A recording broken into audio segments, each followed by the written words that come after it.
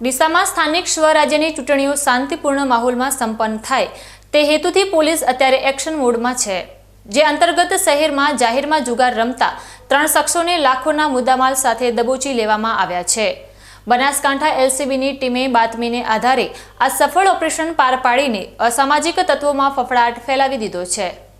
ડીસા શહેર દક્ષિણ police station વિસ્તારમાં આવેલા દેવીપૂજક વાસમાં એક મકાનના ધાબા પર જાહેરમાં ગંજીપાના વડે હારજીતનો જુગાર રમાઈ રહ્યો હોવાની ચોક્કસ બાતમી પોલીસને મળી હતી। આ બાતમીના આધારે પોલીસે તાત્કાલિક દરોડો પાડતા જુગાર રમતા 3 શખ્સો રંગે હાથ ઝડપાઈ ગયા હતા। પકડાયેલા આરોપીઓમાં વિનોદકુમાર ઉર્ફે બંસી બાબુજી ઠાકોર, હિતેશકુમાર રમેશભાઈ લોધા અને ભરતજી કિશનજી ઠાકોરનો સમાવેશ થાય છે। પોલીસની આ કાર્યવાહીમાં સ્થળ પરથી રોકડ રકમ 14,510 રૂપિયા, ગંજીપાના, 3 મોબાઈલ ફોન અને એક મોટરસાયકલ મળીને કુલ 3,95,010 રૂપિયાનો મુદ્દામાલ જપ્ત કરવામાં આવ્યો છે।